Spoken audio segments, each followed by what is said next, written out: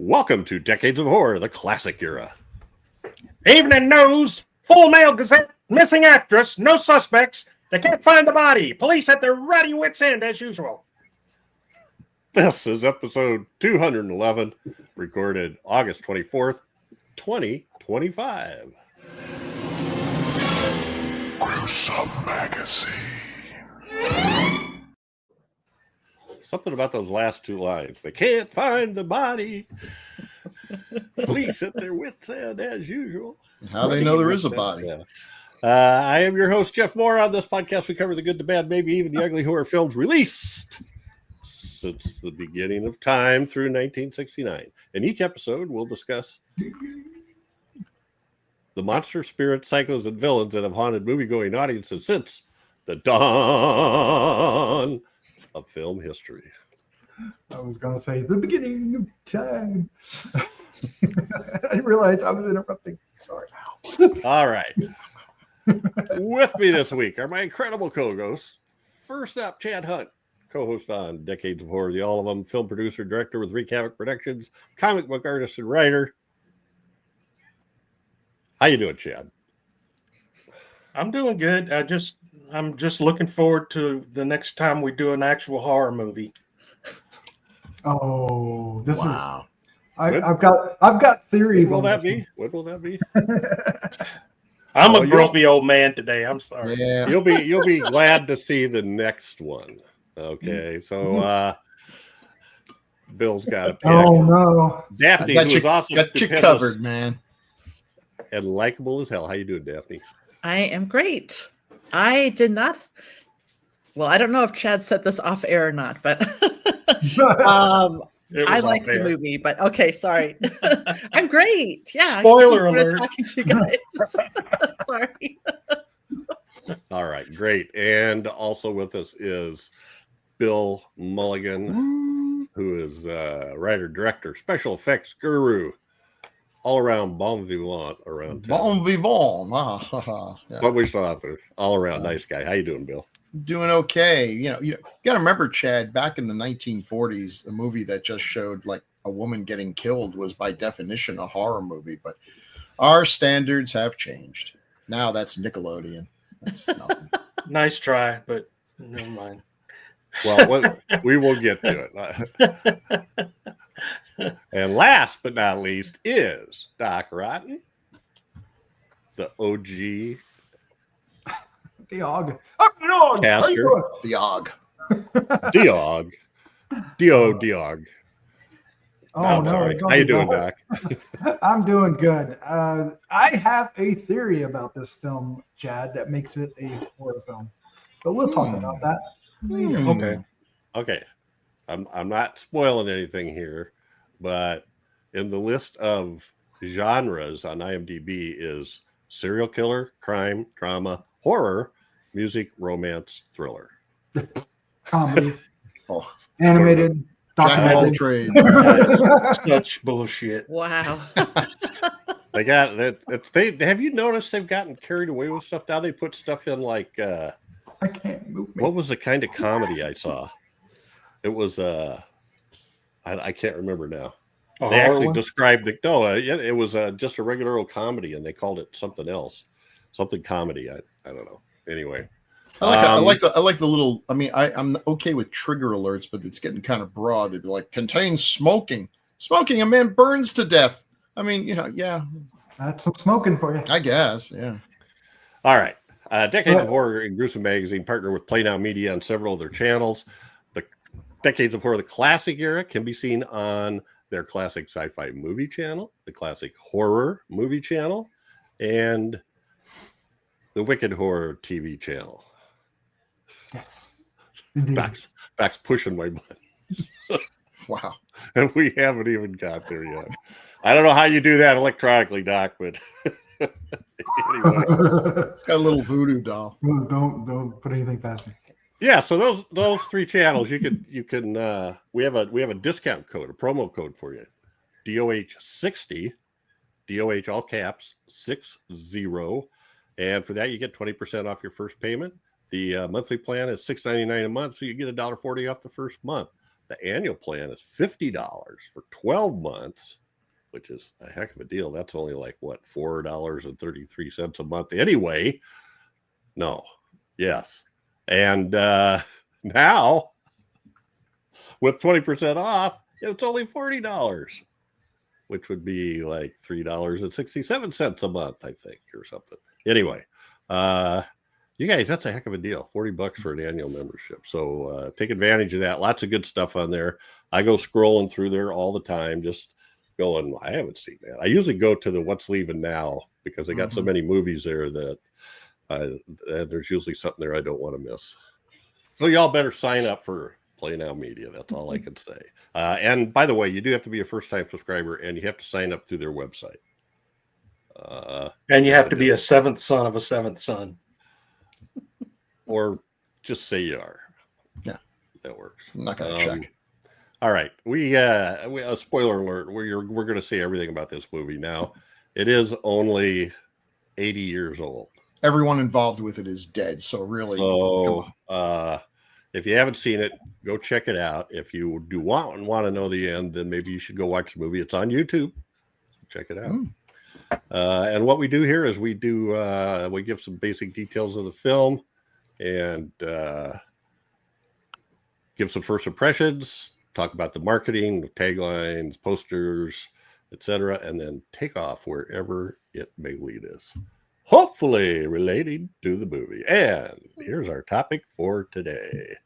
Hangover Square, released in 1945, written by Barry Lyndon from a novel by Patrick Hamilton, with dialogue contributed by Marion Spitzer. The cast includes Laird Cregar, Linda Darnell, George Sanders, Glenn Langan, Faye Marlowe, Alan Napier, and Michael Dine. And that is Laird Cregar in this shot here on this page, looking rather dapper in his clothes. But then later in the movie, he looks more like this. Yeah. This was produced by 20th Century Fox, filmed in the 20th Century Fox Studios in Los Angeles. Filming dates, August 21st to November 4th, 1944. Release date, February 7th, 1945, which is the New York City premiere. The budget was an estimated $1.154 million, $1,154,000. Wow.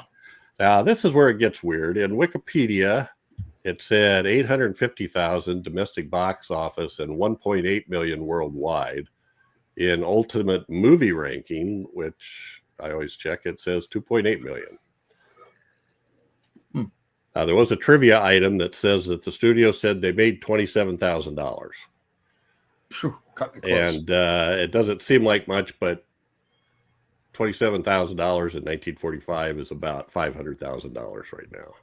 So what's 1,154,000?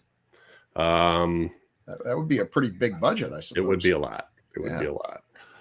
The synopsis: a promising classical musician finds his life poisoned by a music hall dancer and by the strange gaps in his memory. It may have actually been his inability to refrain from the music hall dancer's obvious manipulations, but okay. They always blame the dame. First things first, this is my pick, my first impressions. Okay, chat. I love this movie, and this is like, you guys know that noir style lighting and shading and camera shots just really trips my trigger. And this film is so full of it. I mean, there are so many cool shots in this movie. I just absolutely loved it. All kinds of things to talk about the cast.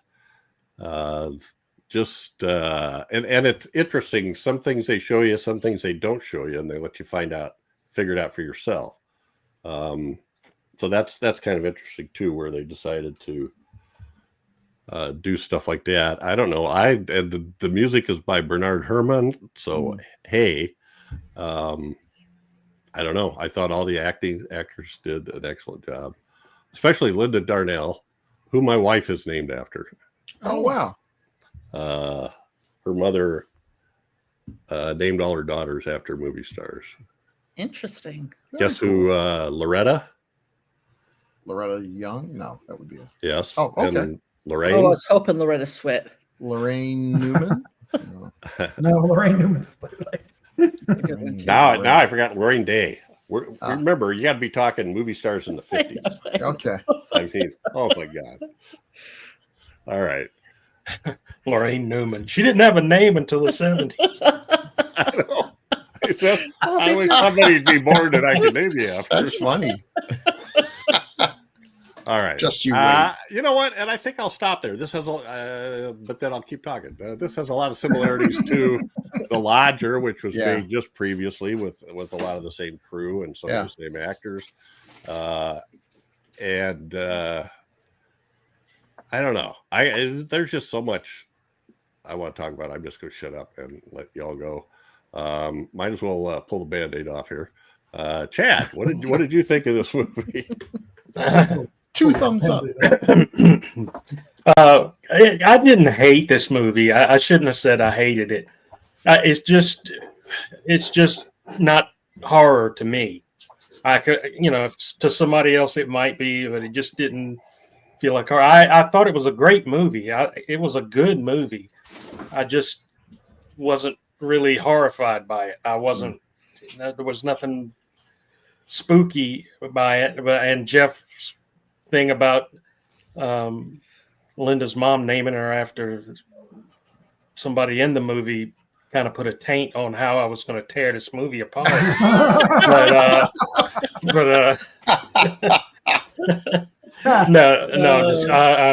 kidding. It was a good movie. I really liked watching it. I just kept waiting for the horror part, if it was the murder and the throwing the girl on the fire and that kind of thing, it was horrible things happening, but not what I specifically call horror. So I'll leave it at that.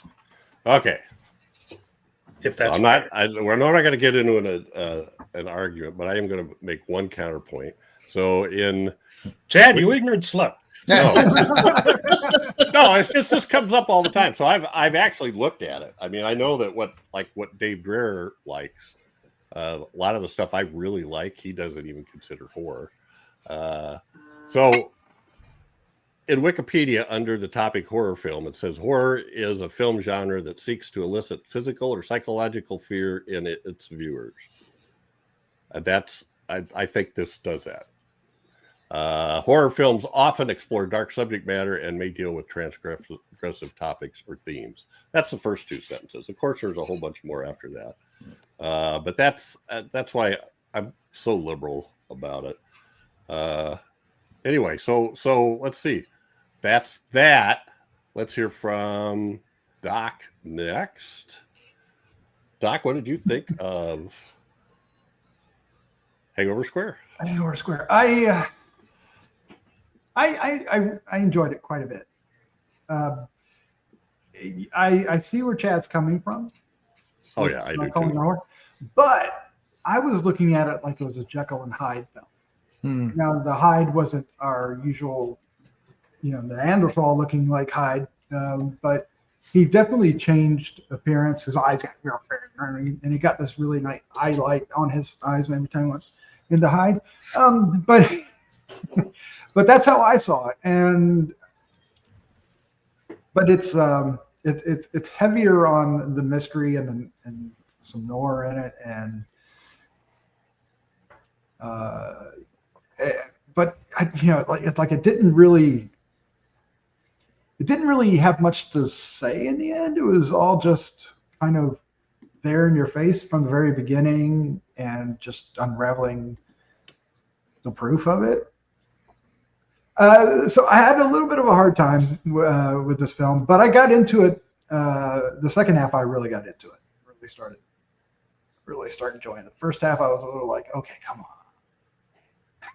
But the second half, I was really, all right, I see where you're going, and enjoyed it. All righty.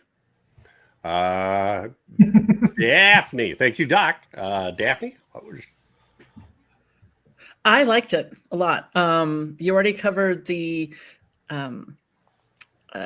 color, the black and white, the shade, the darkness and the noir stuff that made it really beautiful. I liked the tension. Felt like it had a lot of tension. The music I thought was amazing and its use in the movie. I've been watching, I feel like a lot of movies I've been watching lately, I've been really struck by the sound and the music. And so I don't know if it makes me a little bit more aware of it, but I thought the music was really well done. I really appreciated the end scene. It's a little over the top, but I thought it was fun. Costumes, amazing. The huge pyre that you have the lady thrown on top. I was wondering if her mask was going to fall off. So I was like, I was there. So I liked it a lot. I really did. And I had never heard of it before. And I don't know a lot about the actors. So it was very interesting and a little sad to read about their life outside of movies. But I really enjoyed it. Absolutely. Excellent. And last but not least, Bill Mulligan. And feel free to. Well, okay. So, I mean, this movie has a dead cat in it, and that is always takes a half star away. But I really did like this. I love noir.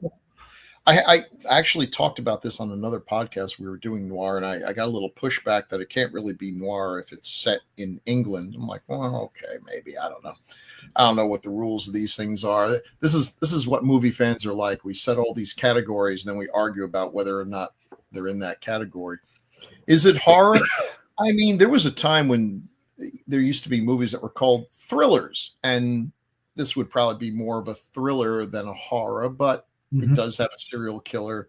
It has those elements and the beautiful black and white and that gorgeous Bernard Herrmann score could make my whole movie sound important. So good. It's interesting to me to start a movie that usually, most noirs are crime and, mystery and whodunit. And we know whodunit because it's in the first 10 seconds of the movie. We see him do it.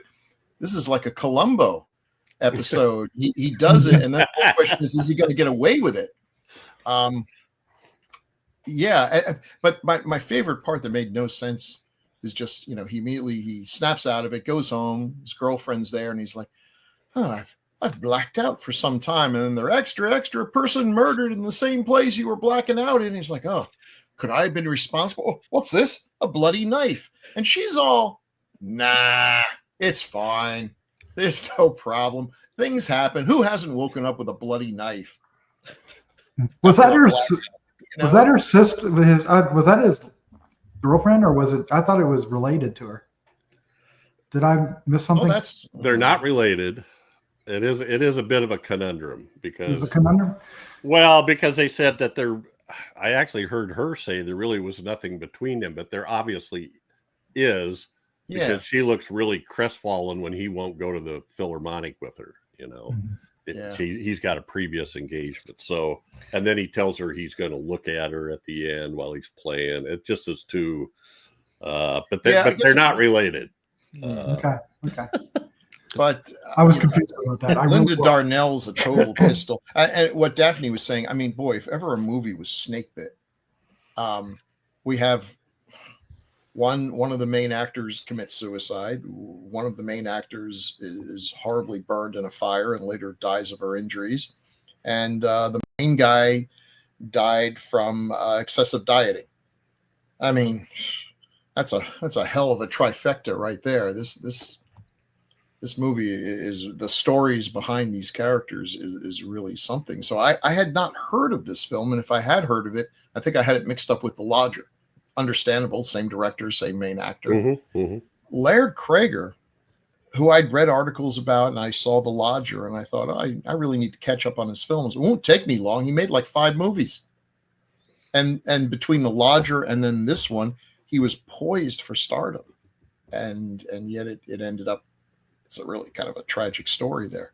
So That's 30 years old. Yeah. yeah. So, but this is really, I really enjoyed it. It's odd. It is odd. When whoever was saying, I don't really know what it's about. I don't know either, but I think it'd be worth watching again because I think there may be a message in there somewhere about this person who's a genius and is making real art, but is constantly being distracted from that to make commercial crap because that's what's popular and going to get him a girlfriend, but it doesn't. And yeah. So I don't know, but I really did enjoy it. So thanks for picking it because this probably would never have gotten on the list of things I got to see before I kick the bucket. So Okay. now it's been done. Somebody hide that bucket, please. Yeah, thank you, please. And it is I already went. now. Yeah, Now You it's got to time go again. for Taglines with Chad, played by Chad his own self. Okay.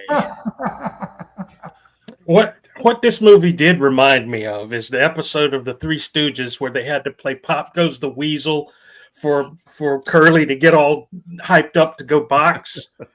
And he would beat the crap out of the other guy whenever they played Pop Goes the Weasel. Yes. Yeah, that was what it kept reminding me of. So anyway, taglines for Hangover Square are: the screen's most terrifying love story, exciting mystery and strange emotion. Strange emotion. That's Okay. self-explanatory, I guess. Yeah. I don't know. Terror in the depths of strange emotion. More. We're getting closer. I wonder if there's any. I'm sorry. Passion. I'm sorry to interrupt. I'm Obsession. just laughing at the fact that mostly caps on the first one and all caps in the second one. you're not shouting loud enough. Yeah. The one word wasn't capitalized. Sorry, Chad. They're all getting read like they're in all caps anyway. Passion, obsession, insanity, murder, strange, Emotion. Yeah, emotion. no emotion. I don't know. Boy, they were stuck on that strange emotion thing. Isn't that an Aerosmith song? Just Yeah. Murder with music. Murder with music. I thought you were making a joke. That's real. You will see that poster. Kill the rabbit. That's- Kill the rabbit. That's worst nightmare. Murder with music. Yeah. And a right. hand. Yeah. A dancing hand. Horror was never so fascinating and strange. Strangely emotion. Emotionless. All right. Well, thank you, kind sir. And that's been Taglines with Chad. Chad's our hero, cool and rad. With him reading taglines, they can't be that bad. And now on to the posters. Ooh. See, this was that time when all the posters were really beautifully painted. So they're all good. And we know who to put front and center. Yep, that's how you sell a film. That's how you sell the film. So that's Wait, the G and O are covering her legs. I want a better look. Well, go see the movie, pal. Well, actually, they thought of another way to do that. All right. I added some more posters, Bill. I hope you don't. Oh no, that's fine. Don't feel bad. So this is it's kind of the same figures but arranged differently, and boy did his face get big. Yep. And now we can see her legs. And Poor now we can George see her Sanders. legs. I really do feel Sanders is kind of the third wheel in this movie. He's a great actor. I love George Sanders, but his role in this is no brain shakes. Well, it's a little blah. He never gets too Yeah. excited either because he's a shrink and he's got to deal delicately with the. Because if guy there's any with, guy who can chew up the scenery, it's George So, Sanders, but he didn't get the opportunity here. All right, so let's see. You had this as a sort of a lobby card or landscape. Look at this Jezebel taking up all the movie poster That's space. right. Now, see where the letters are there. Hangover Square. They're slanted up. Mhm. There he is staring again. And there's, I guess, George Sanders looking up Yeah. her legs. Looking up her there. dress, Yeah, really. kinda. Kind of rude. Well, she does a can. Nah, she doesn't care. So here's the next generation of that. Oh. Well, just put the legs right up there on top of the letters. Laird's looking a little sickly. Now he's turning green. He's kind of green. Yeah, I think It's that like one, the color is off. I had another version that was darker and seemed probably more like it would have been, but the focus was bad. But look up on the upper left-hand corner there, Chad. Murder with music. With the mad ghoul. Yeah, he's looking pretty green. That is the Blu-ray cover. Oh, his mouth's open. Yeah, he looks alarmed. Passion, and you get a guy down on the streetlight there in the corner. That's a guy. Looks like a creature. Well, that could have been. And he's standing over a body. I think it was a gas company watchman. Mm. Anyway, I think this would be a VHS cover, which is a little different. And That nice is colors. different. It's nice. It's got the fire. I like that one. You know, it's beautiful. Whenever I watch these movies, it's always like, oh man, I just love black and white. All movies should be in black and white. Boo, color. And then you look at some of these posters and you're like, that final scene would have looked pretty spectacular and colorized or something. But and then some foreign posters. This is the Swedish one, Mörkrets Angel, and I know I'm not pronouncing that right, but that translates to Angel of Darkness. kind of looks like Peter Lorre there. Looks like he's wearing half a Batman mask. Kinda. Oh my god. Oh my gosh. Now you can't unsee it. Yeah. How did you find that? Jeez. And but there she is in the bright red with her gotta pull the skirt up, and that's actually I think she wore in a way she posed. You know, that's all right. Sang a wonderful song. And this one is German Scotland Yard's Seltsamsterfall. Scotland Yard's it's something like most precious case, strangest case. Scotland Yard's strangest case. And once again, there she is, and there he is, and there's a guy under the stoplight. And then Spanish Concerto Macabro, the Macabre concert. Of course. I thought the Spanish would be the ones with the most, least amount of semi-dressed can girl. Well, and this is an odd one. We haven't hit the Italian one yet. Yeah. There's the Italian one. And I, for the life of me, can't. I guess all we get is a picture of her and the shadow in the background. Look at the little cat following along. Now you had to bring him up. Don't go outside, Cat. Don't go All outside. in pastels, and that translates to in the darkness of the metropolis. All right, Tenebrae. Della Tenebre della Metropoli. And apparently it only stars Linda Darnell. Yeah, apparently. And it's actually a romance novel. Is that Linda Darnell or is that the other character? No, that's Linda Darnell. Okay. How did the cat die? Well, Run over by Well, wagon or something. it's one of those things we don't see, so we could talk about here. So we're done with the well, as long as you're talking about the cat. I had to make a whole thing of the cat. The most important character in the film. Yes. That's right.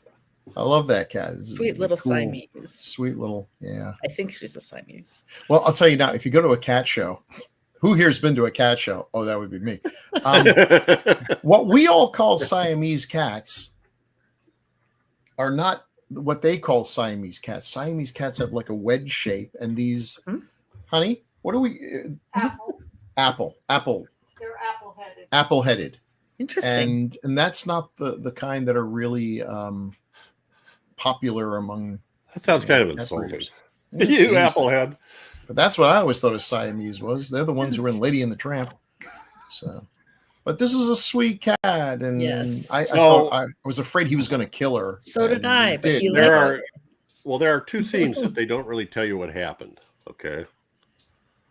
So when the scene where he leaves, the door open and the cat follows him out.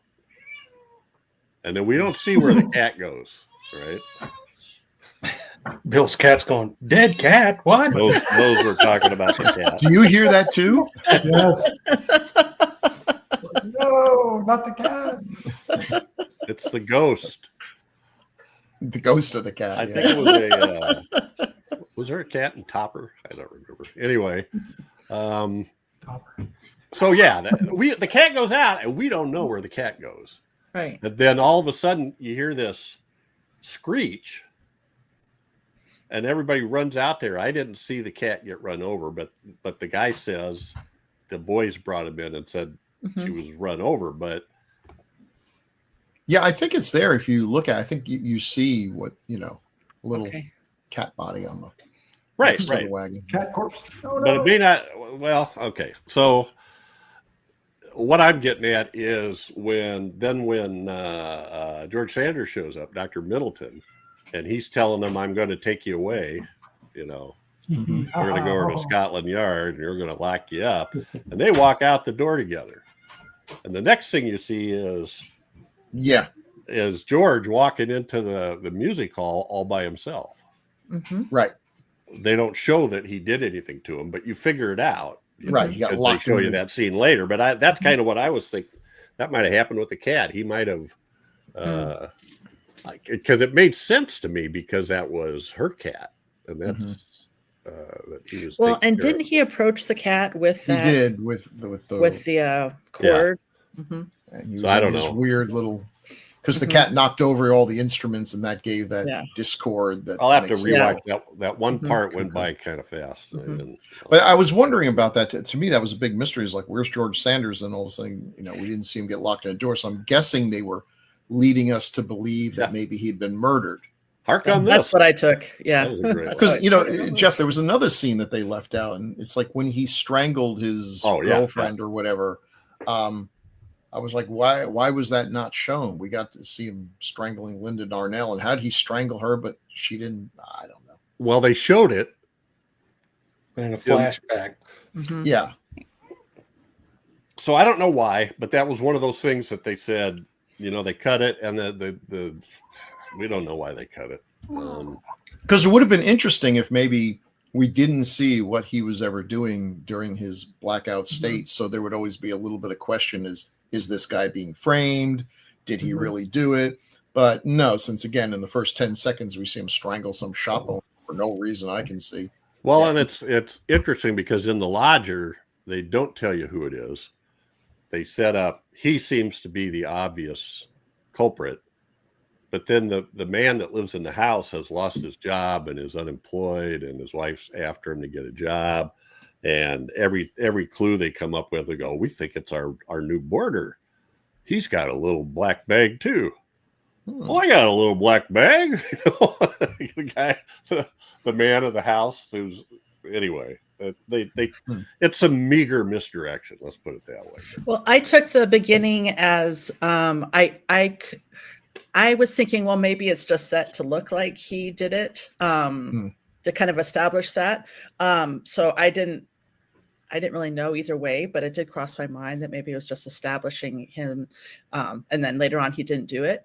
And the thing that I don't know why they cut it, if they did, but I kind of like the idea that we got more images of the violence as he was remembering it. Yes. And so I mean, I could see it working that way, but why they sometimes showed it and then other stuff just in the flashbacks is, I don't know. They had to show it with Netta because the horror of the situation was what he does with the body. Yeah. So you had to know that he killed her. Okay. Let's double back here to the director is John Brom. That's a hell of a foursome right there. It is. It is. Do not, until we are literally scraping the bottom of the barrel, and I think my life expectancy is not as great as that we'll actually have to do the undying monster. Ouch. It is not good. I think we will have a lot of films to go before we have to, what's left? We're down to the U's. Undying I thought you were going to Monsters say Hot return. Rods. I'd Rods rather to watch Hell, Hot but Rods I to was- Hell, because you yeah, know what? I I'll bet wanna in say- Hot Rods to Hell, the movie is chock full of hot rods. But The Undying Monster is a werewolf movie with no werewolves until, spoiler alert, the last 12 seconds of the movie. Mm. It's a ripoff. It's terrible. Mad Magician's kind of fun. It's got Vincent Price, and The Lodger's great. And Hot Rods to Hell, it's like he hadn't made a movie in 12 years or so, and all of a sudden they dragged him out of retirement. It's like, this is it, my one big chance to leave my mark in the world. Hot Rods to Hell. Well, he did do some TV work. I saw just by happenstance when I was looking up the writer of the screenplay that they had written and directed the same episode of The Twilight Zone. Yeah, I'm looking. Yeah, he did some TV. He did 12 episodes of Twilight Zone. Nice. 2 episodes of The Outer Limits. And I don't know about Alfred Hitchcock or Thriller. Doesn't look like it. He did 5 episodes of Alfred Hitchcock. Oh yeah, Presents, the one. I got 10 episodes of Alfred Hitchcock Presents. Oh, So this you is must the be hour. on the hour. Yeah, that's the latter one. Okay, I missed that one as I scrolled down. So yeah, I think he does a good job of creating that suspense and the getting in on the people. He did 2 episodes of Johnny Staccato. What? Johnny Staccato? It was a 1-season jazz-based detective show starring John Cassavetes. Oh, interesting. He stuttered. He's a jazz pianist and a private detective. Yeah. And I found an episode on YouTube or somewhere I watched it really bad visually, but it's just like the music is like real. He was well known for his catchphrase. Staccato. No, I said pianist. Get it right. Anyway, so yeah, I kind of like this guy. He did 15 episodes of Naked City, 12 episodes of Thriller. It's You know what I wonder? Okay, we see a lot of these directors at a certain point, everything moves into TV and not film. How many television episodes did you have to direct to equal the same income you would get from directing one movie? I don't know. Just wonder. I have Since no a lot idea. of them did go into TV, I guess you could make a good living. Well, it's probably similar, as to what I hear from our special effects friends is there's no security. No. Whereas But I also with a wonder TV show, at least you got if you direct a movie and the movie bombs, you get the blame. right. If you direct episodes of a television show, it only lasts 1 season. Nobody's like, "Oh, it's because we hired that guy, who directed it." You're pretty low on the blame scale. So yeah, I thought he did a lot of neat stuff, and I don't know whether it's him or the cinematographer, but all those weird angle shots, and there was also multiple things you shot. Like he's shooting from underneath that. Was that called a rectangle grand piano? The piano he had in his house. Shooting up through that, and just everywhere there was stairs, it was always down and ups, and from the top of that burning tower. Yeah. Crazy. It's always hard to know who do you give credit for in so many things, but in theory, the director is in charge of the set and is the one telling the cinematographer that's a good idea or that's a bad idea. The cinematographer is the one who has to make it work, make the vision work, and certainly did a great job here. It is really a team. Making a film is really a team effort, and it's easy to give too much credit to the director, but someone's got to get it, I guess. Okay. Moving on from Daphne. the director, this is Barry Lyndon, and he wrote A lot of stuff. He wrote a bunch of stuff for Alfred Hitchcock, Thriller. The Man Who Could Cheat Death was based on a play he wrote, and he wrote the screenplays for Lodger, War of the Worlds, and Conquest of Space, along with this one. So he had his experience in that genre too. That's some good stuff there. And I thought the writing was, this one got changed a lot, I think, in multiple versions. The actual novel that this was based on was set in 1939. And he wasn't a composer and she wasn't a singer. And I don't think that the Barbara character, the niece, I don't think she's even in there. Why did they even, say they could have made the movie and just said, yeah, it had nothing to do with that book. I don't know. Well, and then they kept some of the names. So basically it was this guy who's hard up and feels bad and has some money. She's just a shill leeching off of him. That's all she's doing is trying to get money from him. And she has this boyfriend, Carstairs, who's leeching with her, and they don't really seem to hide it. He's not any better than, the way she is in this movie. In fact, probably worse. They go away on a weekend. And anyway, so that's, it's quite a bit different. And I have a theory on why they might have moved it to Victorian times, but we will get to that here.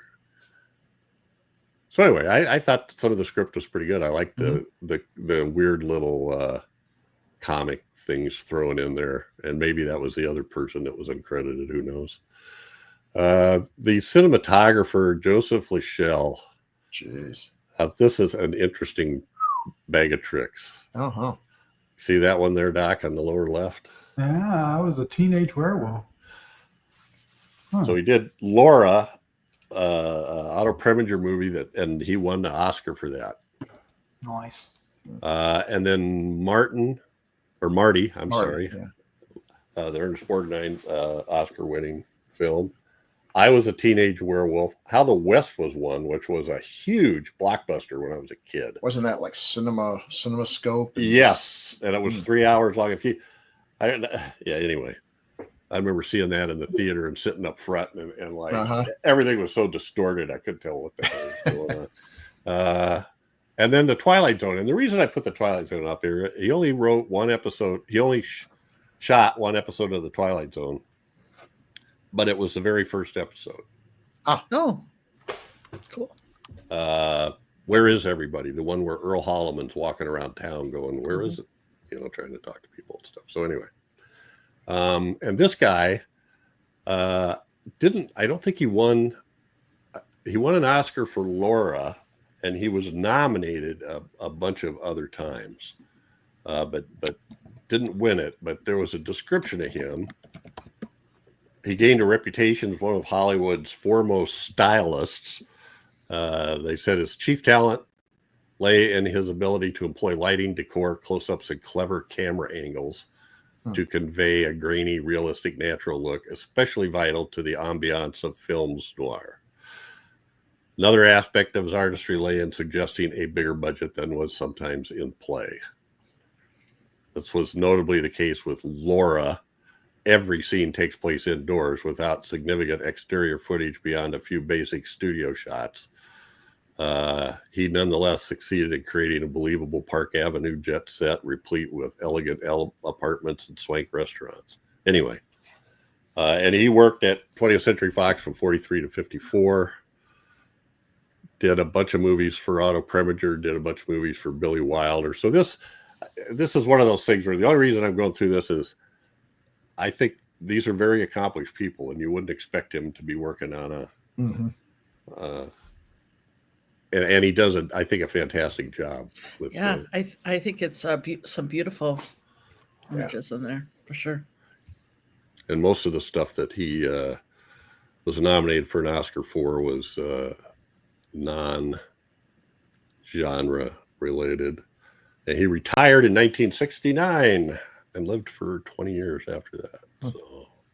So his other nominations for best cinematographer are The Fortune Cookie, How the West Was Won, Irma LaDuce, Hmm. The Apartment, Marty, My Cousin Rachel, Come to Stable. I don't know either one of those.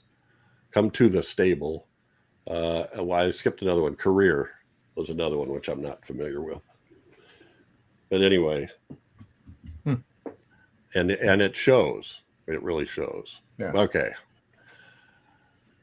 And the lighting is incredible. You know, there's that one shot where when George Sanders comes back to talk to George and tell him that he knows he's the killer, he has this knife. I suppose you found some use for this knife.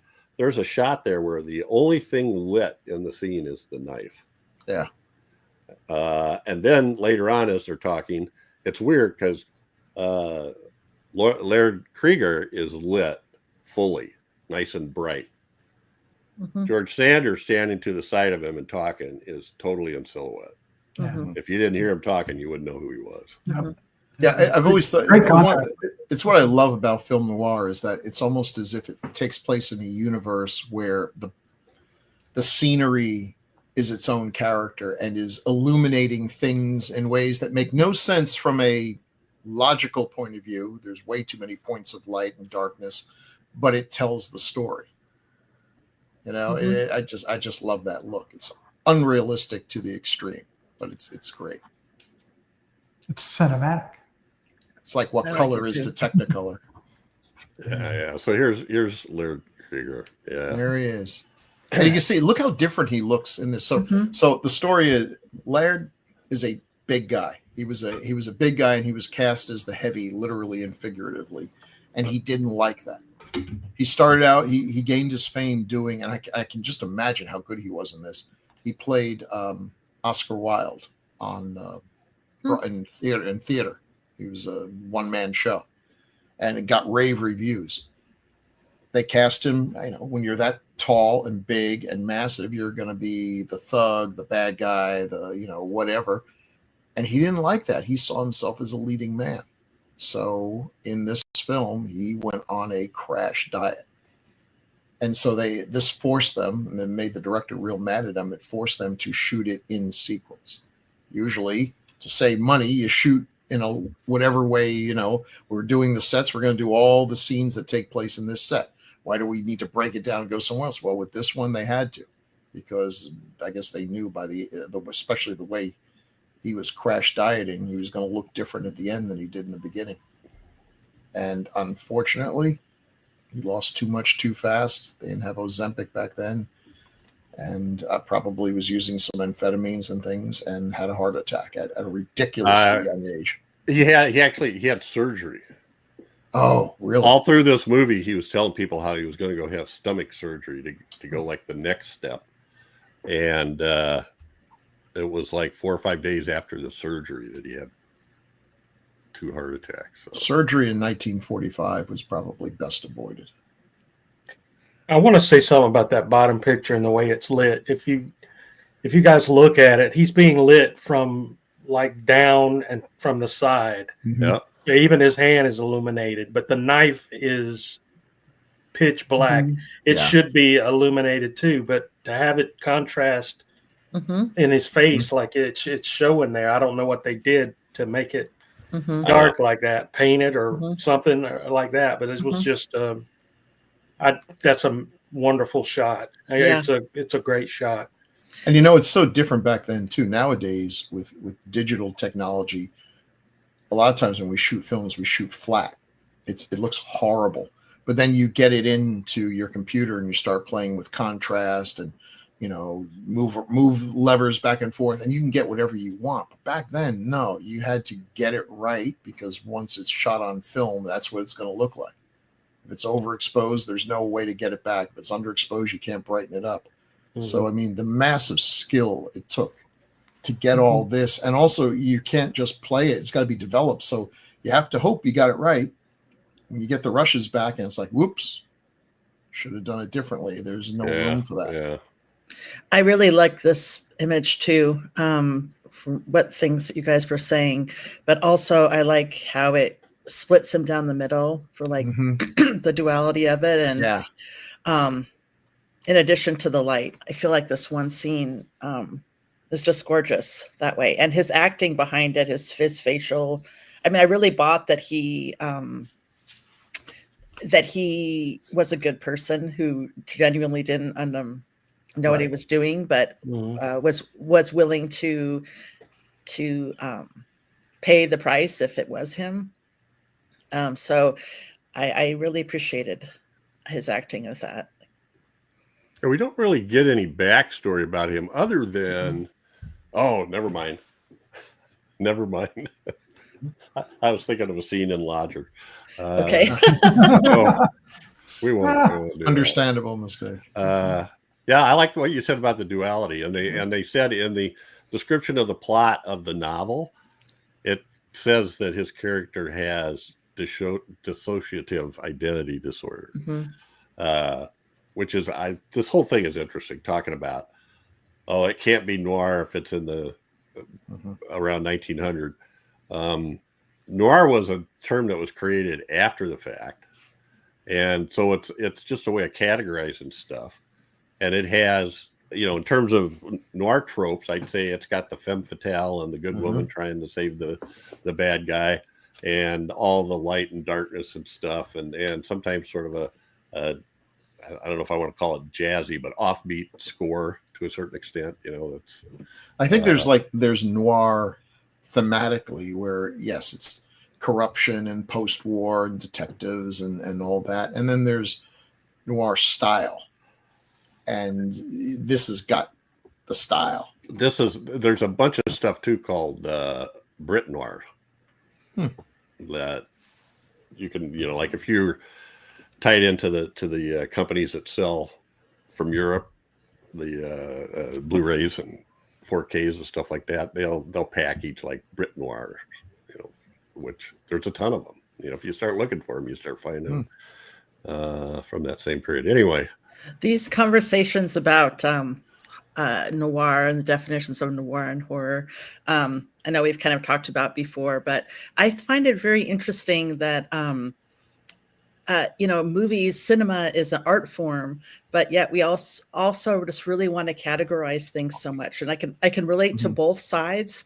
needing to archive things and point out things and analyze the story and the style and the technique.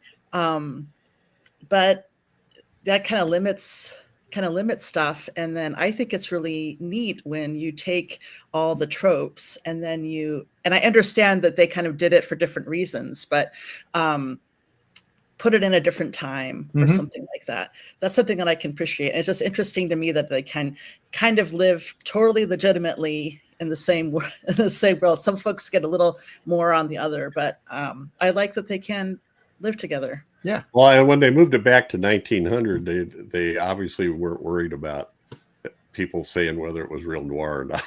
Right. Because nobody knew what it was. Anyway, that's a good point. Here's a little bit more of Laird Cregar. There's the cat. He has that ability to not always look like the same person from photo to photo. Yeah. Which I think I really wonder where he would have gone, how big he could have been.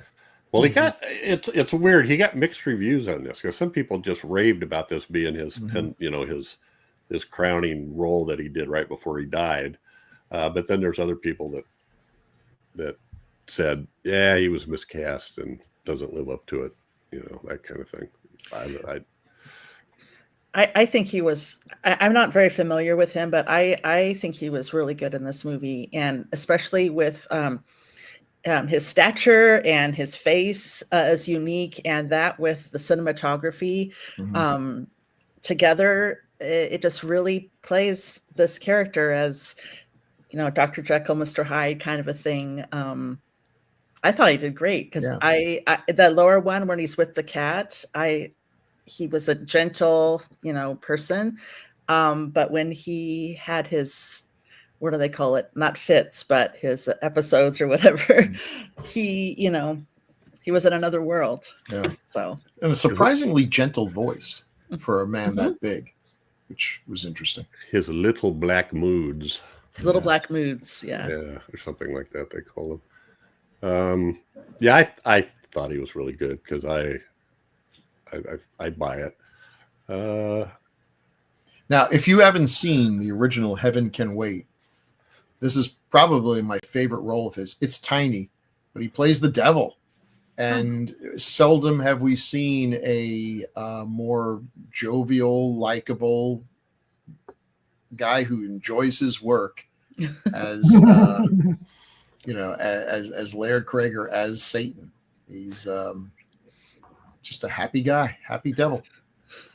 And look at that look. I mean, look at it's interesting in the Lodger.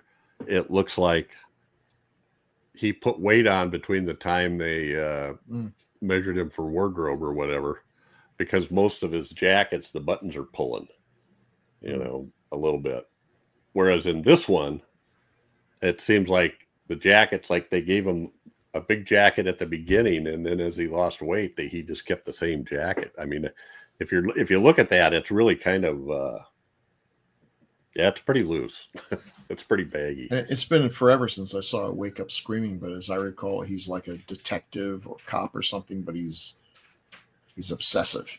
He's obsessing over, I think, Carol Landis, which is understandable. Mhm.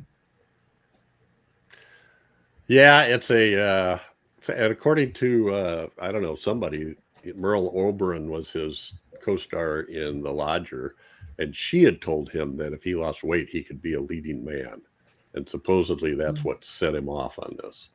See, Merle. Whether that's true or not, it's I probably not believe something he'd never thought of. Listen, he's wanting to get bigger roles. He's wanting to be a lead. So women have a secret superpower that many of them are themselves unaware of, which is if an attractive woman, Merle Oberon, perfect example, comes up to an average guy and says, "You would really look good if you dressed in purple, got a haircut, did whatever," they will do it for the rest of their life. Well, the system is pretty gross anyway that they're working in. Yes. That he's working Yes. in. But That it's was- interesting. yeah. It's interesting to bring that up also because that's how Netta worked with him as well. The character Mhm. George. Yep. You know. Oh, she Well, was. and that, that's a classic noir trope too. Mhm. The sap who falls for the dame who's totally got him wrapped around her finger and leads him to hell. Yeah. But then again, look at her. I mean, dang. Now, Sure. she was. What did I read? I believe she was 20 when they shot this, and there's a couple of shots where I can really see that youth. They've tried to Mhm. make her look a little older, I think, a little bit, but She's a pistol. there's a couple of shots or the angles, I don't know what it was, but she looked like she was like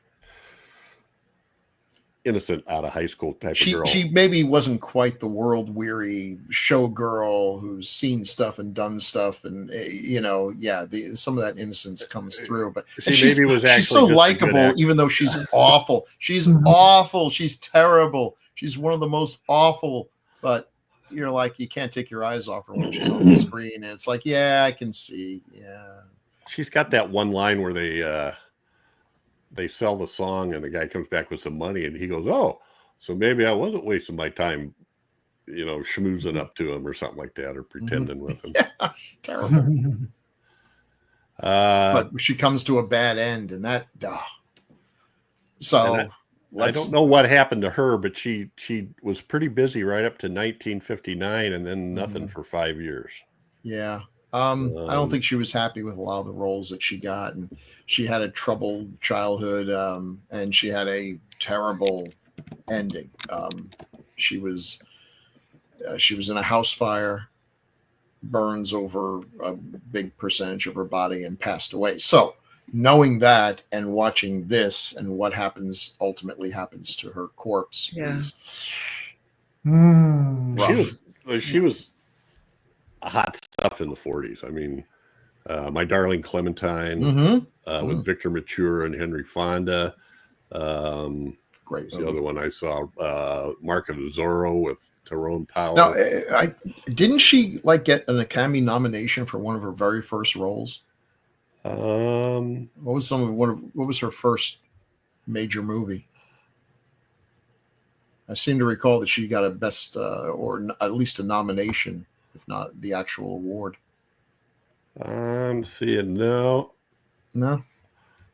It's one of those. It's Photoplay Awards. For actually, and I gotta look this up. One was for and their best performances of the month. We found this once before with somebody. Oh, that's worth it. I don't see anything else here. Oh, I guess I'm wrong. Well, I was trying to see why because I've looked her up before just because of my wife. But I don't know. She did a few scattered TV episodes, late 50s. Oh, she was in 0 Hour, which is that crazy movie that Airplane is based on. Oh, wow. Yeah. The serious one. If you haven't seen it, you should watch it because it's sort of like watching Son of Frankenstein after seeing Young Frankenstein. She was in The Mark of Zorro, which is an awful lot of fun. Yeah. Well, she's got some decent No Way Out, which was the original version of the one they remade with Kevin Costner. And then I guess the controversial one was Forever Amber, which I was reading the synopsis of it, and it's pretty racy stuff. But of course, they couldn't show very much. But I guess it was pretty controversial for its time. Yeah. I think she did a good job playing this character. I know you guys said it's kind of a trope for film noir, but I think she did a really good job. She was all over the place. I mean, yeah. She literally would have. I totally understand why he got sucked in by it because she was very good at it. Well, she's really ambitious and focused on her career, and yeah, she was sucking everybody in. The guy she was going to marry, the other guy, Castairs or whatever his name was. Right. Yeah. Everybody. Yeah. So she had a lot of fish on the hook there. Mickey, and I don't know who he was, her agent or something. She actually was watching one of her movies when the night of the fire. Yeah, I didn't know about her death until after the movie, but because that part was pretty intense, and I was like really surprised with how kind of gruesome and intense and really, really cool that scene was with the bonfire. But then, hearing about it afterwards is just really kind of disturbing. It adds a lot more. And I was waiting for the Guy Fawkes mask to fall off or something, but totally. It was really genius because everyone's carrying around a pretend corpse, and he's got the real thing. Just enough for us to see. I'm trying to see. I think you have that. Yeah. Somewhere. Let's look up. Did we show that already? What's that? Oh, where the well, we'll get to it. All right, Linda Darnell. She's excellent. She's made some nice film noirs too. Look at how that lamp is glowing. I mean, that just isn't real. It's a different reality from our own, a better one. Well, I got to thinking, you guys notice the fire motif in this? I mean, not just fire, but flames. Candles, I started wondering if they didn't set it back then so they could have your light and stuff all over the place. Every time they looked at something, he's sitting there agonizing at his piano, and you're looking at his face. He's behind the flames of candles in a candelabra, and he's about ready to hear his loud noise that's going to set him off. Great stuff. So George Sanders. Yeah. He committed suicide, and I thought I had read that he told somebody at some point that he was not going to, at some point I'll commit suicide, when I decide I've had enough. And so he married 2 Gabor sisters and decided he had enough. Was there a third? So he played the Falcon for a while until he turned it over to his brother, whose name I can't. Tom Conway. Because I really wanted him to be related to Tim Conway. Yeah, But it wasn't. It was Tom Conway. Then who was in the Cat People, and then on to do some of the Falcon stuff.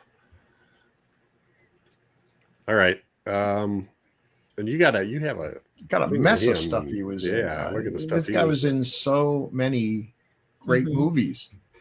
There was stuff I didn't love that you include. got Psychomania in there. That's Yeah. Psychomania, Doomwatch. I mean, that was one of his last ones, wasn't it? Yes, Psychomania was one of the last ones, and that some people, a lot of folks were, well, this is why his career was. He'd gone from making Picture of Dorian Gray to Psychomania, but there was a lot of other stuff. There was his health was poor, a lot of personal problems.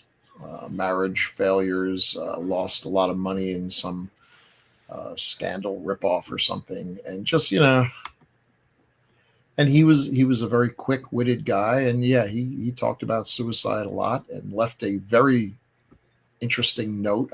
I wish I'd copied it down. His suicide note was exactly what you would expect a George Sanders character to say.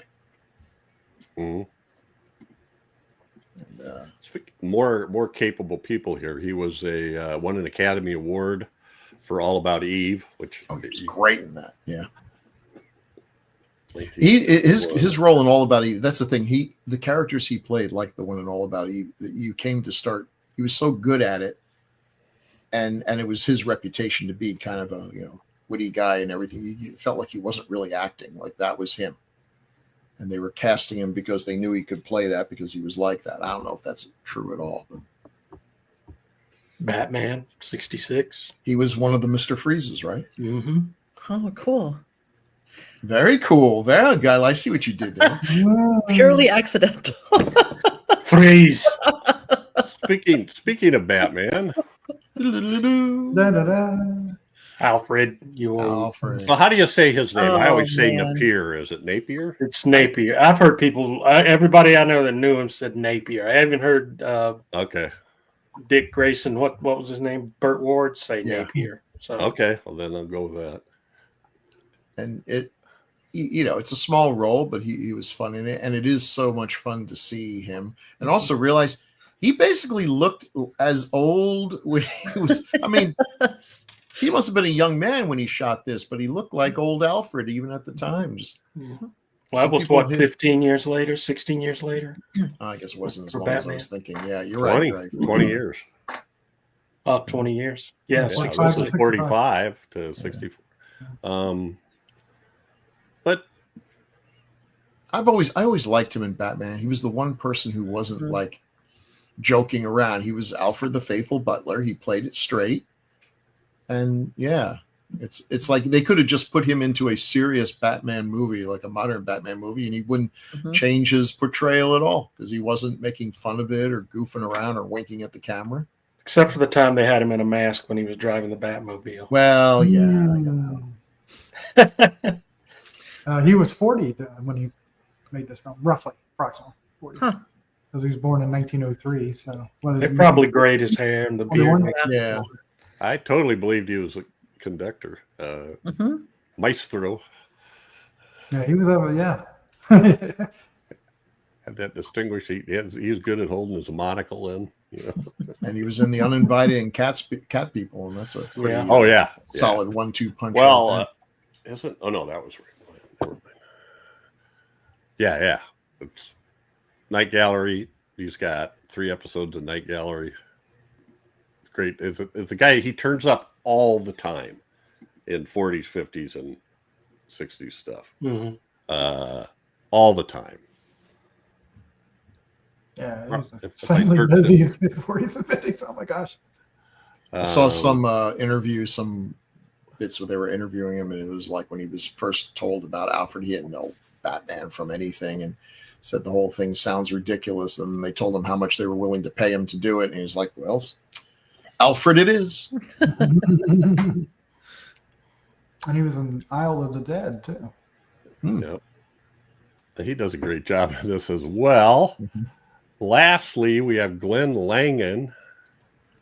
Boy, it was bothering me. I'm like, oh, I'm so bad with faces, but I swear I've seen this one. No. Yes. The It was the amazing- hair. No. The hair just kept you- Oh, never in a Isn't that million years would amazing? I have put that together. Oh my gosh. I nearly Wow. fell out of my chair when I saw it. It's like, wait, what was he in The Amazing Colossal Man? Well, he was the Amazing Colossal Man. That's what he was. Never would have put that together. And I mean was that awesome. face really is burned into my retina because that was on at least once a month growing up. And I watched it every single time for two reasons. The giant hypodermic needle that he uses like a lawn dart, that shot. Yes. that was And good. the scene where he stands and the nuclear blast hits him and you see his skin burning off. And to this day, I think that's one of the best low budget practical effects that's ever been done. I think they were blowing cornflakes at him or something. I don't know exactly what they did, but it sold the idea and was shockingly graphic for its time. Good stuff. And gets whomped by a music composer. Well, If I was amazingly colossal, Yeah, you wouldn't do that to me. you just wait one day. Yeah, really. What's this sequel to Amazing Colossal Man? War of the Colossal Beast. War of the Colossal Beast. Okay. I don't know if that was, I think that might have been a different actor. Yeah, I think it was. We did that Yeah, one. they I was put the trying to big remember scar that. on his face. Right. He's missing an eye. Yeah. And his skull sticking out. You guys did that one. So you got to see the shocking ending in color. See the, Yes. yeah. That And- poster and the- is the and most the giant deceptive thing I've ever hypodermic seen in my needle, life. One of those too. It looked like a Depends ad. There for a second. Well, what are you going to do? Well, we don't need You, to see how colossal he is. a couple of noir shots that you pointed out. These are just so good. Again, look at that. It's just everything looks like a secret, meeting of supervillains. I know. I don't you love, boy, there is certain privilege in being among the upper crust and everything. They're like, Yeah. we're not going to send you to the gallows. You may just have to go away for a while. Yeah. He's a mass freaking murderer. Right. He's a serial killer. He's Jack the Ripper, but he's one of ours. And he plays such a swell tune. It would be a shame to hang him. Yeah. And I mean, I agree. He doesn't know what he's doing, but they buy that story, blackouts. Oh yeah. It's like, Yeah, and they start looking down at the docks or something for people who are. Doesn't he say something? It's just a very class thing where you mentioned. Does it seems like something an Irishman would do, but I don't know. Yeah, something like that. Yeah. But he does say to Barbara, he confides in her right away. He puts on a face for everybody else. Oh, I did this. I stayed at some friends. And as soon as everybody leaves the room, he's like, I didn't stay at friends. Oh, it happened again. So But Barbara can't put two and two together. So She doesn't want to put two and two together. She wants to get that concerto. Yeah. All right. I mean, at least the one guy takes a blood sample. But That's right. They did do What an some- amazing way to take a blood Yeah. Yeah. I was. It's just, What is in the happening ear? right now? Whatever he was doing there, it didn't look like any blood sample I've ever had. Well, I thought he had one of those little, they got those little pokey things. Whatever they Yes. are. I don't know what he was Stab doing. his earlobe and then But he did it like 3 times or I don't know. Well, Because they wouldn't use the scratch he had on his face because it would be Right. contaminated. right. with blood. yeah, that's right. All the But- blood there already. Yeah. I didn't know what to Seriously, that time was the golden age of serial killers. If you were a serial killer, you should have been just thanking everyone that you lived in a time when there was like no forensics at all. It's like forensics was, it's blood. That's it. That's as far as it went. They didn't know anything. Dude, they about poke anything. you in the earlobe with a Poke in the ear. toothpick. Then you're free to go. It's just Right. it's a simple work. It's simple work. Your blood is waxy, not like the victim's blood. Well, and somewhere I was reading about scenes that were cut. They said first off was Barbara's strangulation. So these are ones that were actually shot. And then there was one of Dr. Middleton arrives to check on her throat. It must have been his arrival because we do see him checking her throat. Yeah. It must have been when he got there and what's going on. I don't know. And then there's one where George shows up to return Sir Henry's violin. and Barbara explains to Dr. Middleton that George repairs violins as a hobby, which we kind of get because he says, "Oh yeah, I've got this tool that works great on violins." So but I don't know, and it's only 78 minutes long. So how did she survive him strangling her? Was it interrupted or? Yes. Well, she screamed, I think, and then right away you heard Bobby's blowing their whistles and stuff. So we didn't get to see it, but she didn't know it was him. Apparently not. He came from behind, and she's how really dark it was in that house. They might have been maybe they were trying to save gas. So here's these are a couple of shots I really like. This is a shot from above where he's climbing up the ladder and her body's over his shoulder with the mask on. And you're just waiting for something to happen. I know. I kept thinking the mask would fall off and somebody would see her face and scream. So that's literally this is the scene that's the reason I picked this movie. That's the reason this movie is stuck in my mind as a standout. Is oh my God, he's taking her up the stairs. I couldn't believe it. I just couldn't believe it. And then all these people cheering and shouting and stuff. While she, no, I get it. And doesn't this remind you of kind of like the German film, like M or something? It's just gorgeous quality. So for those folks who don't know all the history, the whole Guy Fawkes thing is just one of my favorite stories. Guy Fawkes is one of my heroes, not because he tried to blow up Parliament, although I don't know, some governments deserve blowing up. But anyway, I don't know about that. It does seem kind of terroristy. My favorite part is he was caught, tortured, sang like a canary, and they took him and all of his co-conspirators, and they're going to be hung, drawn, and quartered. If you saw Braveheart, you saw the cleaned up version of what it means to be hung, drawn, and quartered.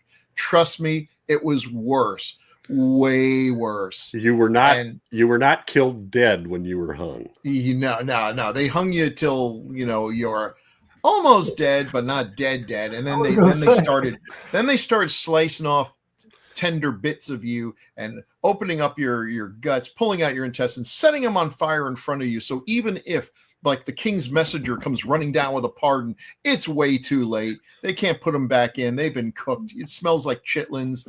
Everything's gone bad. And then finally, they kill you. And Guy Fawkes was like, bleep this noise. And at the first opportunity, he jumped off the ladder as they were bringing him up to be stretched out and broke his neck. And they were so mad at this, upset that he got away and had a relatively quick, painless death, that they decided to do this every year until the end of time. And then they took pieces of his body around. They took pieces of his body around the local villages as an example. Look, I got Guy Fawkes. Here's his leg. Hey, let's see what. Try a piece. It's delicious. Oh, these people have they hold grudges for flipping ever. There was the whole fire scene when he's up at the top and the guy's yelling at him to come down, and then he comes down. And they show from the top, they show all these people around it with the torches pointing towards the thing, all in one shot. I don't know. I just thought that was a really cool shot. And then they go through each of them, lighting a pile as they go. Yeah, so that was cool. Well, they were already kind of lighting it. It looked like before his feet touched the ground. Yeah, it did. It's like, yes. They even say something. Don't they say something?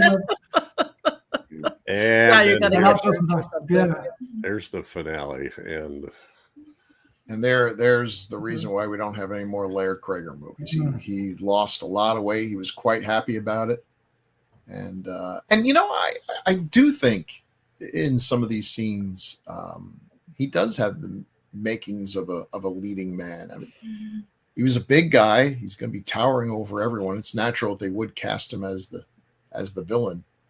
But I want to say he's 6'4", but he must have been around 330 pounds, because they said even after he lost 100 pounds, he still weighed like 230, and that's why he was getting the stomach thing. He wanted to be quote unquote slender. I don't know if he was ever going to be slender. I think the best he could hope for is like Charles Lawton if he worked out, but. but whatever. Yeah, I guess that just a mistake. And we saw the picture, right? Of why don't I see that now? What's it a picture of? When the mask is coming off her. Go to Linda Darnell. The lower right. Yeah. Mm-hmm. I just couldn't remember where we grouped it, but I don't know. Just enough to let you know. That scene totally freaked me out. Totally. Yeah. Yeah, I can imagine being in a theater, seeing it for the first time. Oh man, it would be just so. Oh, I'm sure in 1945. Yeah. Don't forget, she was the dame on the poster that got them all to come in and sit down. They're expecting they're going to be seeing some more can and a happy ending, or maybe she'll get better and not be so mean. And instead, we're burning her corpse. I'm saying, just wait 15 years. Somewhere there was a quote. 15. Right? 15, right? Yeah, around that time. 45 to 50, 50 to 60. Math. What are you talking about? When did she actually die? She died. Linda Darnell? No. I was saying, never mind. I was making a very obscure reference to Psycho. The character on the poster, right? Before you weren't going nearly as dark as I was assuming. Oh no! That's where my mind goes. I was, just send your angry cards and letters to me, folks. See, Jeff needs to hit the the mute button on me just a little more. Oh no. So also, I saw a list of the stuff that the Breen office, that administered the Hays Code. Oh God, they must have stuff they told them to do. They told them, this is weird. They told him to be careful about Netta's wardrobe. Okay. No close-up of the thuggy cord, which is taking that sash and tying it in knots. Might give kids ideas. Let's talk about it a lot, but don't show it. Don't show a close-up of it. Make it. It does get a lot. No inference that George was committing suicide by staying in there. And no one is allowed to shout fire at the end in case somebody in the theater would think it was in the theater they were sitting in. Okay. So reasonable. I feel like the Hays office is also responsible for the fact that her bawdy tavern song was like so tame.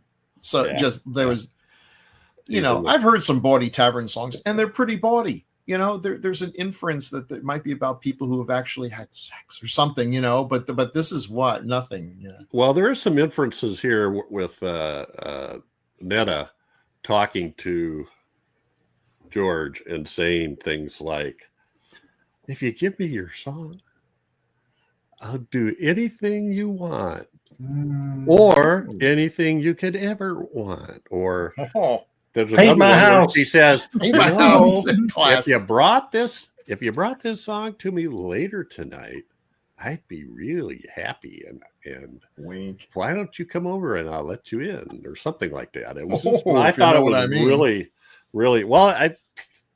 They said no blatant reference to sexual relations. That was pretty blatant, I think. They had plausible deniability, I guess. Yeah. What happened to Joe? What happened to Joe? Yeah, exactly. Comments on the wardrobes?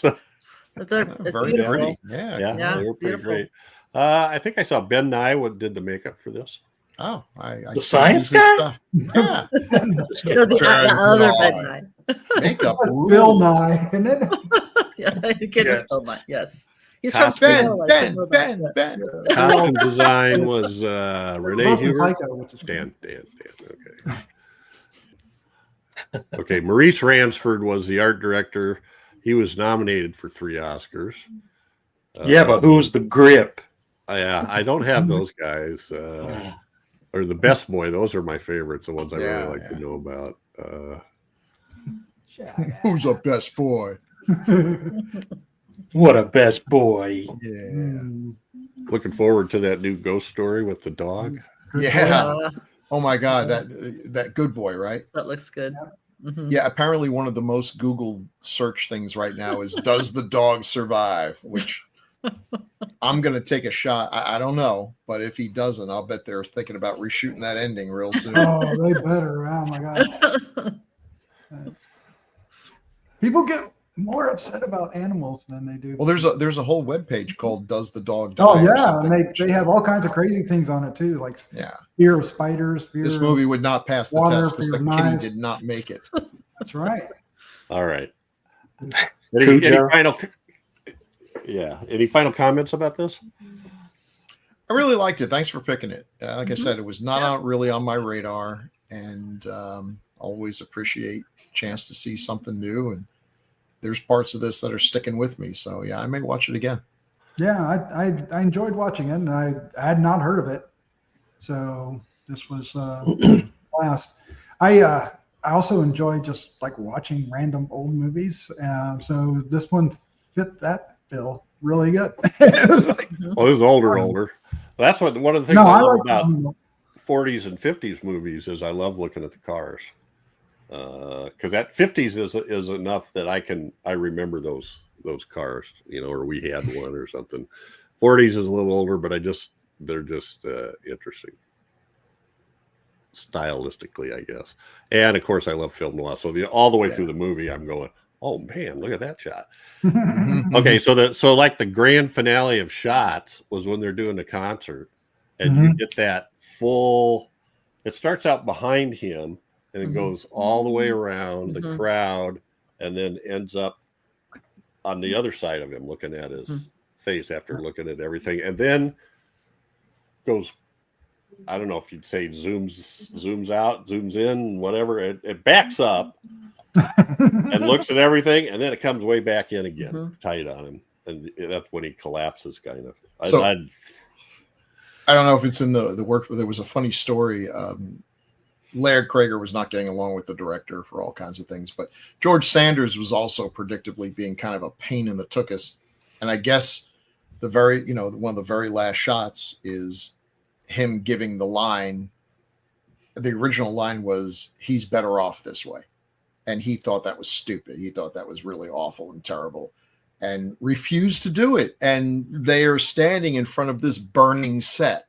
And they're like, "George, this thing's not going to burn forever." And he's like, "I don't like the line." So they let him change it to whatever it was, which is, "It's better this way," or something. Yeah, it's better this way. Yeah. A little less insensitive. But yeah, that's pure balls, George Sanders. Well, he's got him. Yeah, hey, what are they going to do? Lord Krieger, or Laird. The Laird. Lord Krieger. Wow. I like it. Lord. I can't not do it. Man, the guy who played George was I forgot what I was going to say. Oh well.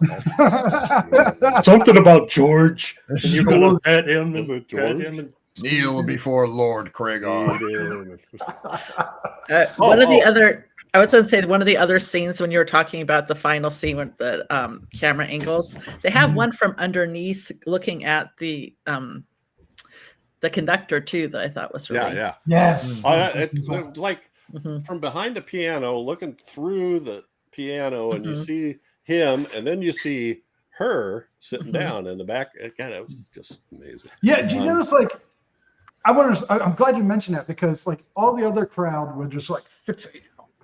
Yeah. Right? Nobody else moved, and she was like, she couldn't sit still. Where the hell's Dr. Middleton? Why isn't he here? Yeah. Right. what happened to Joe? But it made her stand out so much. Yeah. I thought. Well, it's also kind of brilliant that here we've been listening to this great Bernard Herrmann music throughout the movie, it would, because he's great. But then it actually ends with music. A Bernard Herrmann concerto, that it all builds toward that. And I'm sure if I were more musically inclined than I am, it would, I don't know, were elements of the background music in the previous part of the movie incorporated into this final orchestra? I don't know. I guess. But I'd buy this soundtrack, because this is something. Some of Bernard Herrmann's stuff this and Mysterious Island, absolutely phenomenal soundtrack. Yeah, the music was paired great with Mhm. his deterioration at that moment too, because it was just, it wasn't light and airy film music. It it had the sadness and the of what he was going through, so it fit perfectly for that scene. And that scene is really good, Jeff. I really enjoyed everything that happened there, especially the end when he's there playing all by himself and everything around him's firing up. I mean, it just really felt emotional and powerful, even though it's just him playing. So it's the context, right? Yeah. John Brahm, there's a quote of him in a biography of Bernard Herrmann, and he says, "For a long time, I had been dissatisfied with the photography of music in films. Musicians themselves are uninteresting. It is what they play that should be photographed. I myself could not read a note of music, but when Herrmann came and saw the finished film, he could not believe it. He said I had photographed his music." So there was something where I read about this of trying to, I didn't even know how to describe it. I sort of get it, but somehow the atmosphere and the tone and the energy of the music is translated into the film or the way it's shot too. Oh, how pretentious! Maybe not. I mean, that's a great compliment. I'm sure everybody does that. Oh my gosh. Well, and I also liked how you really see him, George, just lose it. Like telling everybody to go back, listen to the end. You must listen to the end, and you just totally saw him. I thought he was going to grab her and take her in there with him to finish it while the building ran. That's what I thought was going to happen. Yeah, I did too. And they also said at one point, Krieger, when they made The Lodger, everybody that worked on that movie talked about what a nice guy Krieger was. He was so polite and so even-tempered and everything. But in this movie, he was not like that. And they sort of was hungry. They attributed it to the diet and then whatever drugs he might have been hangry. Probably on amphetamines, whatever. Should have slipped him a Snickers bar. At one point, he refused to do the scene. He wasn't going to do the movie because he killed Netta. And he said he thought he would lose the audience. He's wanting to go for the big leading man thing. And somehow or another, they convinced him that if he played it right, they would feel sorry for him. And you kind of do. You do. Also, she helped by being awful. So, yes. Yeah, well, that's true.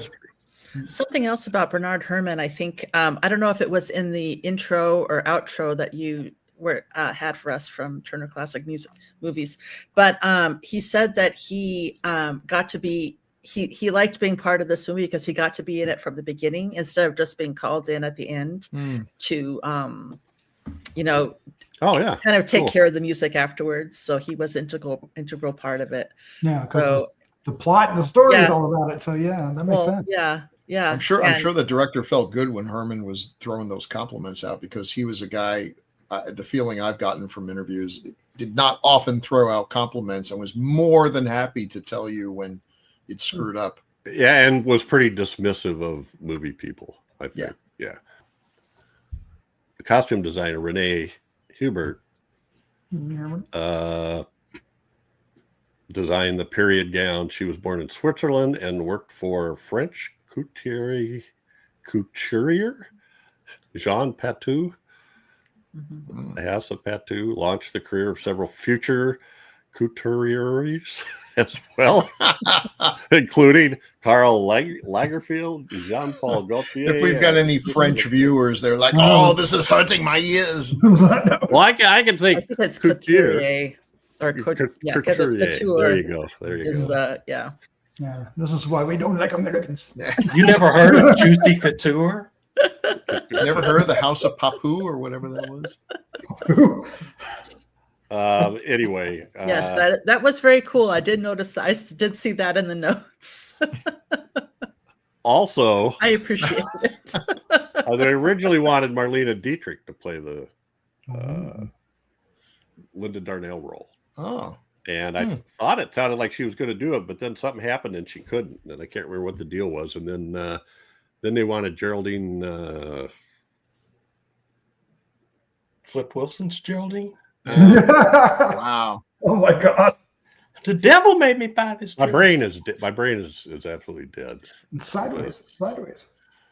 Geraldine Fitzgerald? Yeah, I think it was Fitzgerald. Oh, wow.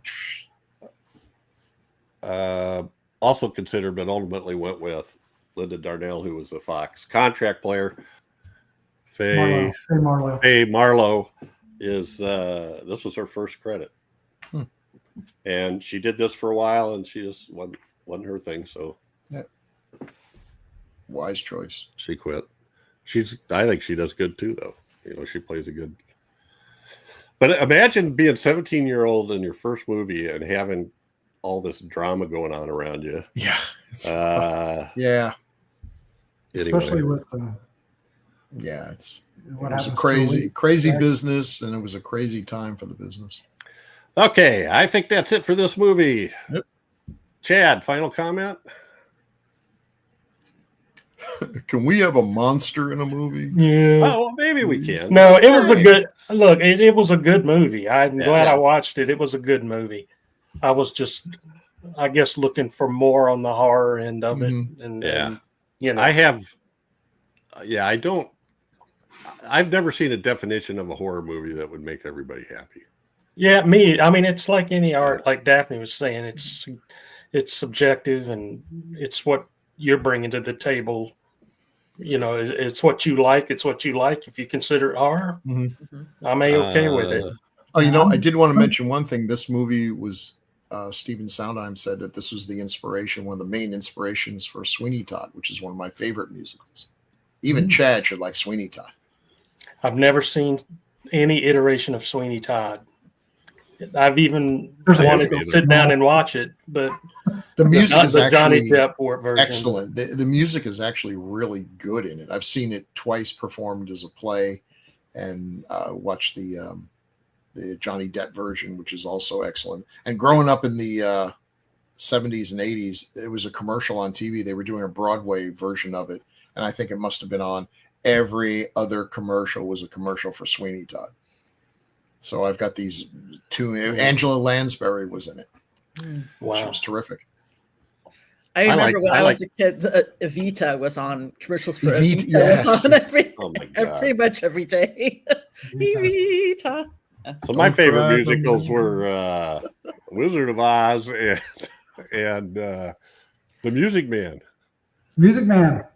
My mom actually bought me the album, and I played it all the time. And I think I drove everybody nuts walking around humming the Wells Fargo is coming down the street. Right here in River City. Street ends with T, rhymes with P, which stands for pool. Trouble starts with T, right? All right. That's correct. Right here in River City. Well, and partially because my mom showed it to me. She was a music major, and she taught music part of her career. And the guy that wrote the music, Meredith Willson, was born in Mason City, Iowa, which was his model for River City. Interesting. Yeah. All right, time for feedback. I'm going to make fun of this town. You'll all be sorry. Time for feedback. Feedback. Lord. Here's one, Chad, from James Harris, and this is kind of a general one through the Patreon peeps. Okay. James says, "Hi, gang. I just wanted to show some appreciation for all the hard work everyone puts into the show. Of course, it can be great fun to sit with friends and discuss horror movies, but everyone at Gruesome also does their homework and comes in prepared to not only entertain, but to also educate. Thank you." He must not be talking about me. Yeah. No, the entertaining part is totally accidental on my part. Okay. We make up a lot. That's really Thanks, James. Thank you. Thank you.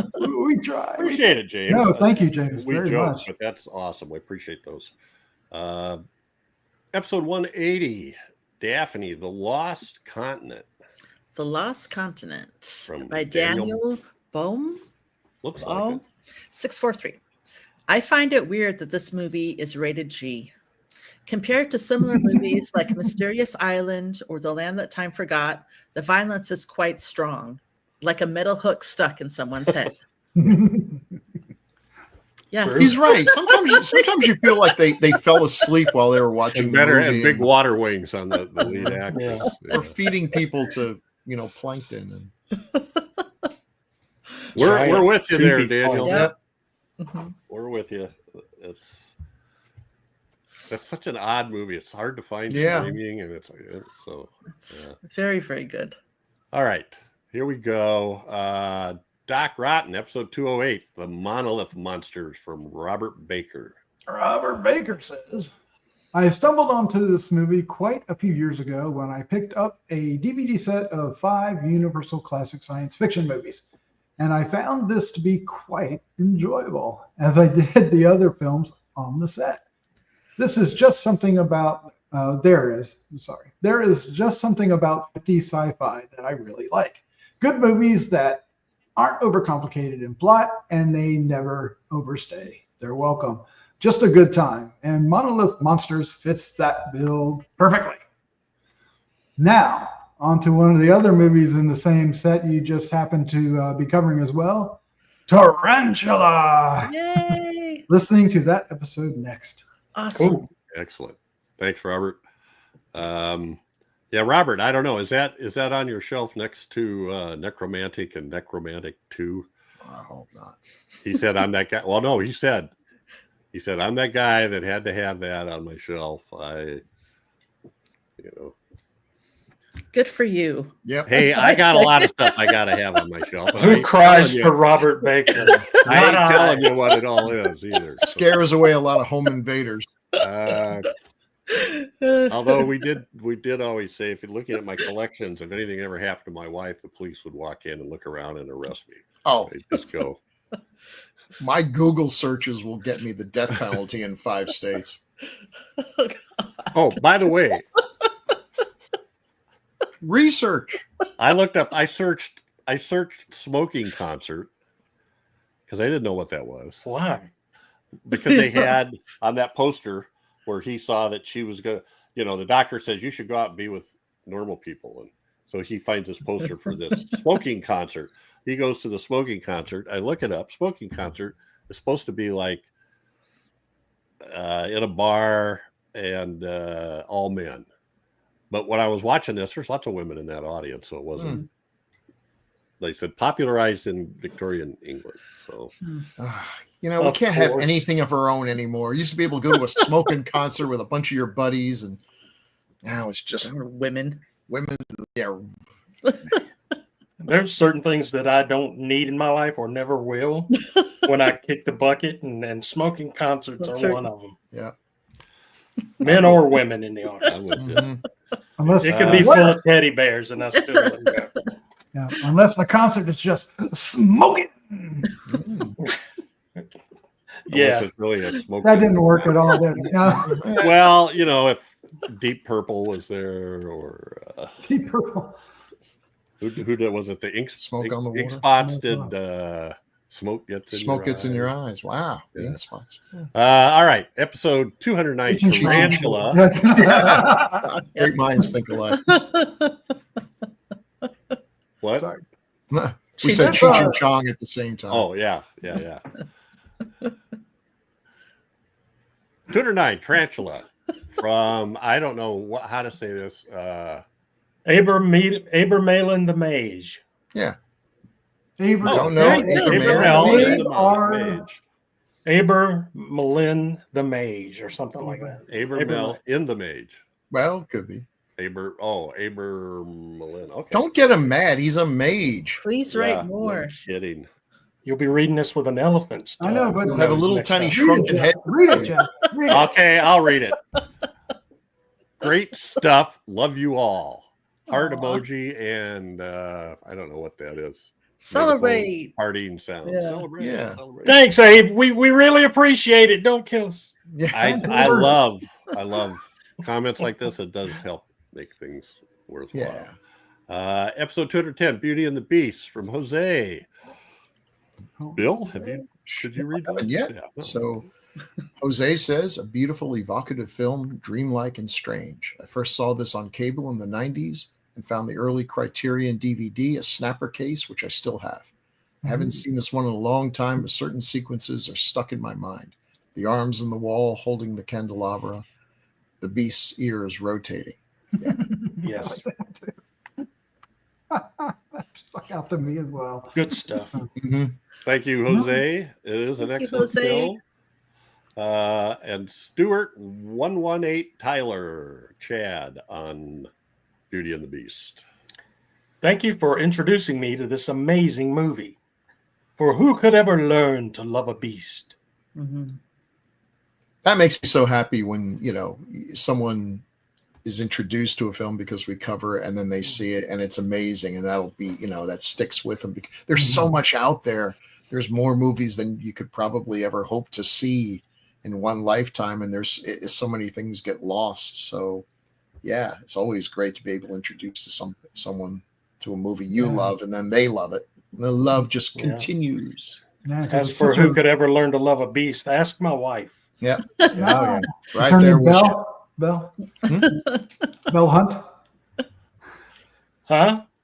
What? Bill Hunt. No, not Bill Hunt. Not Mike either. Bill. And then Bell from the movie, Chad. Bell. I Oh, okay. Oh, Yeah. Nobody played along. No, it's for whatever reason it kept coming out as Bill. It Yeah. kept sounding Yeah. like Bill. it sounded like And I was Bill. like, I really do have an Uncle Bill. So I was like, how does he know my Uncle Bill? all we could hear was like, not Bill. And like, oh my Yeah. God. that was 2 weeks One of ago. us Was is she in that crazy. movie? Okay. I thought you were saying Bill was married to Chad. I was very confused. Well, you never know. So, All right. Still I am on attracted Beauty to and the artistic Beast. people, so Oh, Still boy. on Beauty and the Beast. We have one from Gregory Crosby. I don't know, Chad. You up for it? Love can turn a man into a beast, but love can redeem ugliness. Again, ask my wife. Or Bill. or Bill. Bell. or Bill. Sounds like a very versatile force, love. Turn Love. you into a Yeah. beast. All you or need is redeem your ugliness. Well, that's it for feedback on True at this love. point. We appreciate everybody that commented. James Harris, Daniel Bohm, Robert Baker, Abermelon the Maj. I still say you I'm just so screwed that sorry. up completely. Please. Please Aber Can Abe? I'm Abermelon, just going to call him Abermelon. Abe. Can you just give us another email Abe the Maj. Yeah. Abe the Mage. spelling it Jose, out in Abe the Mage. phonetically so that Yeah. we'll be able to? Stuart Tyler or Tyler Stewart. We don't know when your names are first and last names. Jose. And finally, Gregory. Appreciate it. Folks, we love getting feedback. So you can send emails to feedback@gruesomemagazine.com or comment on our Gruesome Magazine YouTube page. We love it. And then while you're there, sign up, subscribe, share. We do have a Facebook group. And so you can check us out there too. Anyway, Anywho. Patreon. we also have a Patreon. Somebody hit the Patreon spiel. You No can one go to can. Patreon to join us for as little as $2 and catch all the content up to 2 weeks early. I don't know if we've ever made it more than 2 weeks, have we? Have we ever No. been that lucky? But every episode gets up early, so you get to see it before it hits YouTube fully. And then you also get some original content too that we do for the 70s. We did not Dark Shadows. That would have been awesome. No, we did Kolchak the Night Stalker. Night Where was I going with that? I don't know. Bill told me. It's not so easy, is it? Like Doc's never done that. I put you on the spot. Tongue is officially tied. So Anyway, sign up for 21 that. episodes of the Night Stalker. Yeah. Thank you, sir. Good Yeah, stuff. 20 And we're episodes getting ready to do then- it. Wrap up. If somebody was wondering, what's the Tony Brooklyn? We're getting ready to do another TV series too. Yes. or 70s. So awesome. Head over to 70s to find out what it is. Oh boy, yeah, Oh man. boy, oh boy, I'm oh boy. waiting for the. I'm hoping for the Monofuscos, but I don't know. We'll see. Monofuscos. All right. Oh my God, this is going to be an edit. This. How dare you? That's it, Grue Believers, for this episode. But every 2 weeks, we'll be focusing on a specific film released between 1920 and 1969. Next up, chosen by Bill, is... Oh, you Are you know, ready, Chad? the Americans have made a lot of really cool monster movies. just as long as it's a monster movie, right? That's all right. Chad cares. And then the Japanese took that and they just ran with it. But you may ask yourself, I wonder what the Danes would do. And they did. And so next time we get to see the majesty, the miracle, the amazing practical effects that is Reptilicus. Huh? Yeah. Hooray! Monsters! Hurrah! He spits never seen it, so radioactive I'm excited. goo. He flies, It's a long maybe, time. depending on I'm which going to version warn you right see. now. Yeah. I got the 4K Ultra HD on order right now. Wow. Shut the front door. Would you believe Vinegar Syndrome put out a 4K of that? Yes. And I guarantee that if you haven't seen this movie, you'll be watching it and there will come a scene and you'll know it when you see it that you will just, your jaw will drop open. You will hit the pause button and you will go back a few seconds to watch it again. You're going to It'll be hope you're just not as watching good. this in 4K when you watch it in. I just went to buy. I just wanted a cheap Blu-ray. I thought this is one of those movies. It's going to be like a $10 Blu-ray. Sure. No. Blu-rays are all So gone. dedicated. All right. Jeff's going to say, there's strings everywhere. So after taking a break in the 40s, yes. Look at that. Is that a wire? Or did he just, not get all his floss out? Can I see don't the know. hand that's actually inside this hand puppet? That's what I was looking at. I was looking at the trailer and going, His teeth and how did they fingernails. do these special effects? They're not all that special. Okay. This will be a fun one. All right. Seems like there's something else I should do now. We're saying good night. Good night, Catch us everybody. again here in 2 weeks for another great horror movie of the classic era. As only decades of horror can do it. Say good night. Good night. I already did. Good night.